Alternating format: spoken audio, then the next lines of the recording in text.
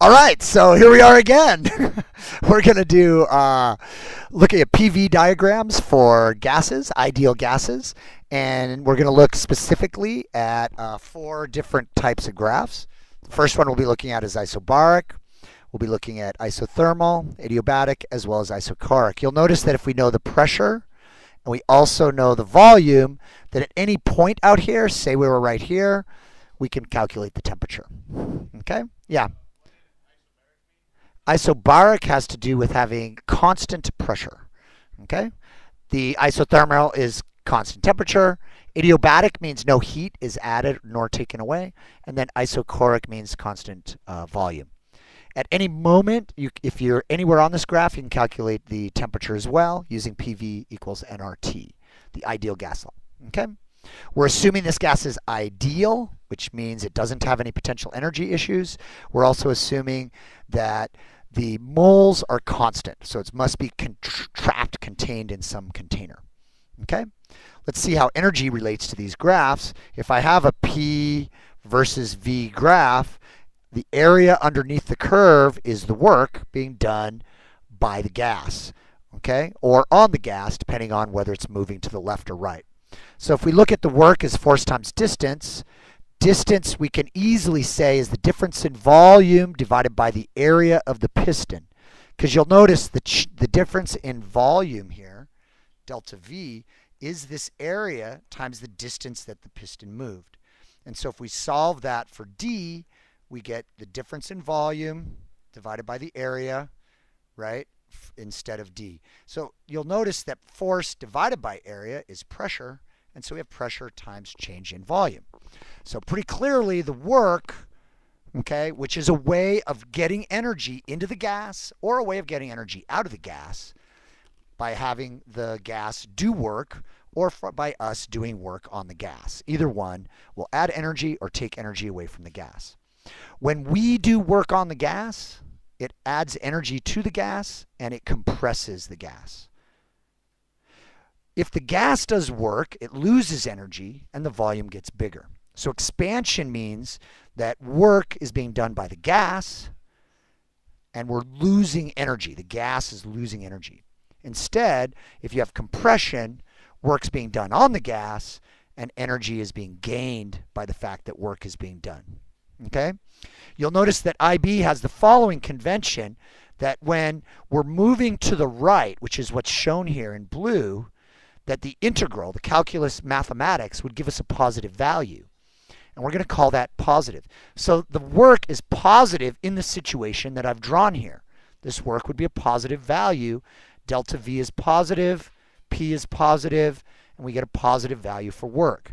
But you need to notice that this is work being done by the gas, okay, which means that it's expanding because we're going to the right. We're going from 2 to 5 here on our volumes. By the way, I have our volumes at -5, 10 to the -5 meters cubed.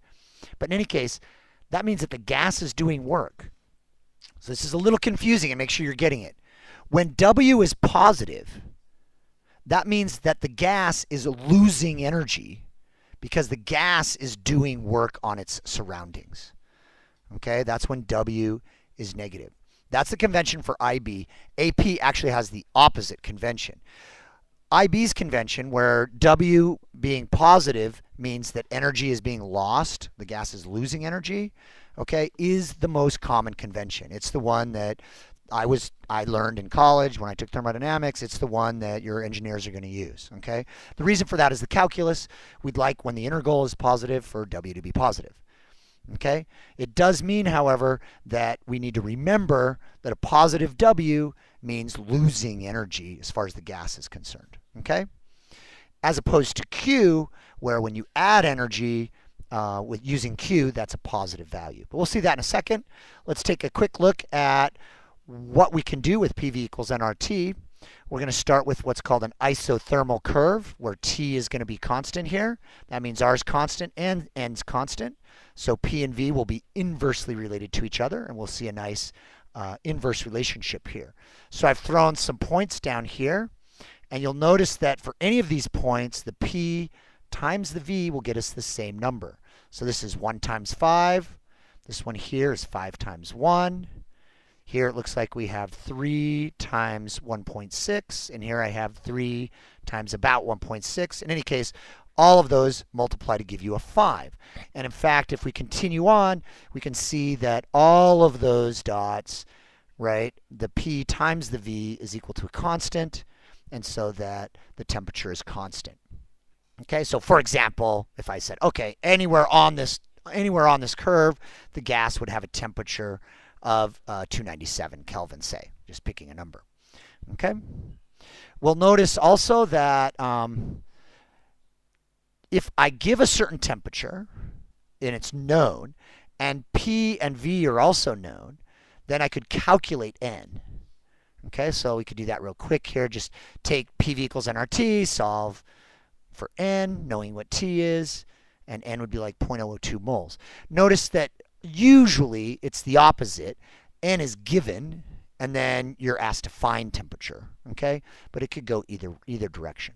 Okay, so this has to do with isothermal curves, and now we're going to look at isothermal curves in terms of energy changes. Okay, so in terms of energy changes, isothermal curves are really easy. And the reason is because the isothermal curve is always at the same temperature, if we move on the isothermal curve, we're not changing the internal energy. We have a certain amount of average kinetic energy. Notice that if P and V are smaller, it's colder. If P and V are bigger, it's hotter. So if we're closer to the origin, we tend to be colder. If we're farther from the origin, we tend to be hotter. But if we're on an isothermal curve, then our average kinetic energy is staying constant. Our internal energy, delta U, notice this is new. I've just introduced this idea of delta U. It's measured in joules, and it is simply the internal energy of the gas is not going to change. So delta U is 0. And since the energy of the gas is only affected by two things, okay, it's affected by two things only. Delta U gets bigger. We get more energy only if we add heat, right? Or if work is done on the gas. But remember that W is work done by the gas, and that's why we have to put a negative in this equation. Okay, make sure you understand clearly why we need a negative. I'll do it one more time. When work is adding energy to the gas, it ends up being negative. So that we need another negative here, so the two negatives cancel, so that we have a positive value for the energy being gained when work is being done by the gas. If instead we're doing work on the gas, which is what I'll talk about right now in green, so let's say we're squishing the gas, right? We're squishing the gas. That means we're doing energy on the gas, right? And that should add to the internal energy. And that is true only if W is negative. So here W is negative. The two negatives cancel, and we get the cancellation of Q equals W. Yeah. Generally, in most the question was, will the arrow be always shown in the graphs? And yes, unless the question is, which way is the arrow going? Because they could give some information and say, okay, is this expansion or is this contraction? And in most of the curves we look at, this is contraction. We know that because the volume's getting smaller. And they might not put the arrows, but in the question they could say expansion, and then you know which way to put the arrows. So that's a great question. Notice that if the energy is not changing because it's isothermal, then Q equals W, which is to say that the work done by the gas equals, okay, and remember that work done by the gas is losing energy, is equal to the heat being added to the gas. So Q is heat being added to the gas, and that has to equal work being done by the gas, which is to say energy leaving the gas. So Q, we're adding heat if the gas is doing work, okay, and vice versa. If we're doing work on the gas, which is what this green one here is showing, so we're adding energy, that means heat has to be leaving. So a great question would be asked, okay, here's the arrows, it's going this way. We have isothermal contraction. Is heat being added or taken away? And you'd have to think it through and say, oh, because we're doing work on the gas, we're adding energy, and that means if the temperature's not changing, energy has to be leaving somehow, and so Q would have to represent energy leaving, which would be a negative Q. right? So the case I just mentioned, W would be negative and Q would be negative, but they'd still be equal to each other, okay, in the arrow here. So in this arrow green here, the Q is negative, the W is negative, but they're equal to each other, okay? And delta U is 0. That's isothermal. Okay, let's take a look at isobaric. For isobaric, we're going to move along with a constant pressure. And as we move along with a constant pressure, you can see that the volume is going to change, and thus that means the temperature has to change. Okay, the temperature has to change because as I move to the right, I'm getting further from the origin, and this is getting hotter, hotter, hotter as I'm moving to the right. Okay, notice I'm moving to the right. So what the gas is doing is expanding. If the gas is expanding, that means the gas is doing the work, which means W is positive, which means due to work alone, energy is being lost. And if energy is being lost, that means that we would expect delta U, right, to be affected by that. And in fact, the temperature goes up instead because this is hotter over here. This is hot. This is colder. So how could it be that it gets hotter as we move to the right, even though the gas is doing work and is thus losing energy because of work, right? And the answer to that question is that we obviously must be adding heat. Okay, so let's take a look. So as T goes to the right, we're getting hotter. Temperature is going up. Okay, that means that delta U has to be positive. Okay, delta U has to be positive. Since W is positive, we know W is positive because we're expanding here, or in calculus terms, the area here would be positive area because we're moving to the right. W is a positive thing, which says it's losing energy because of work. But we know delta U has to get bigger. So the only way that delta U can get bigger is if Q is positive. So this means we must be adding heat to make this happen.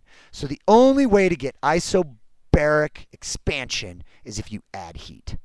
It's the only way it can work. Okay? Which should make perfect sense to you because as it expands, right? As it expands under constant pressure, obviously to keep the same pressure, the molecules have to be moving faster. The only way they can be moving faster is if they have more energy. But they've just been doing work, so they need energy. And the only way they're going to get energy is if we add the energy in form of heat. Okay, so we have to heat it up. Okay? In terms of steam engines and things, this is why we need a fuel source. We need a hot place that's going to provide this energy so that Q can be added to the gas. So that's isobaric. I think we've done that pretty well. Just to review, isobaric, nothing's zero. Delta U's not zero, Q's not zero, and W's not zero. But we can understand the relationships between them pretty easily because we can figure out whether work is positive or negative. As drawn, I did the example with work being positive, but you have to be good at thinking it through the other way when work might be negative. But we won't take time to do that right now. We're going to go to isovolumetric, or what people call isochoric. This one's super easy. The reason this one's super easy is because there's no area under the curve. You're not going to be able to put any area here, right? So work is zero. And as soon as we know that work is zero, this equation here gets really easy, right? The change in energy is just directly related to Q. So if I'm going up like I've shown here, I'm making it hotter. How am I making it hotter? Because I'm adding heat. I mean, common sense just takes you all in the right direction here. It's just perfectly simple. Since there's no work issues, it's simple. The only way that you can get more pressure is if you heat it up. Okay? And that's what I'm showing here. So the change in energy, which relates to temperature here, delta U, is equal to the heat added.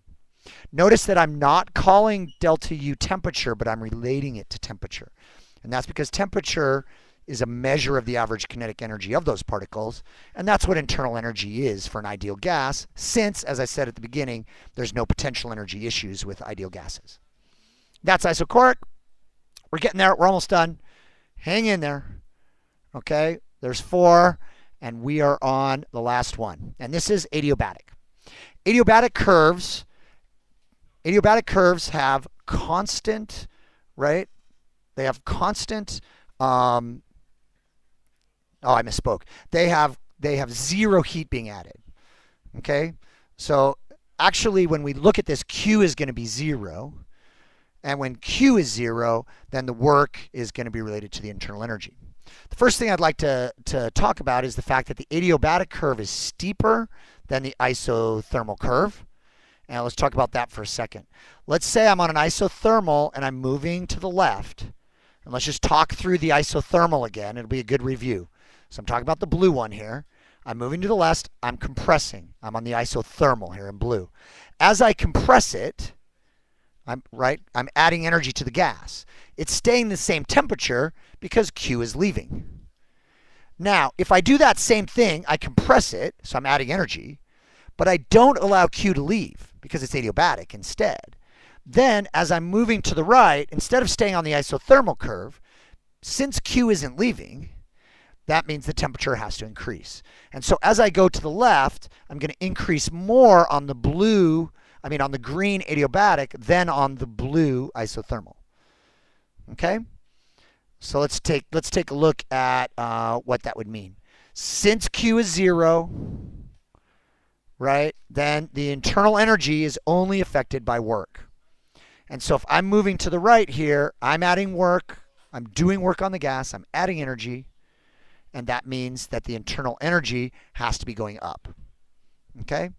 Adding energy means that W is negative, so I need a negative here to cancel that negative, and so I end up with a positive change in energy as I move to the left. Okay? That's a lot in one video, so I'm going to stop. We reviewed these 4 curves. We reviewed the energy relationships to them.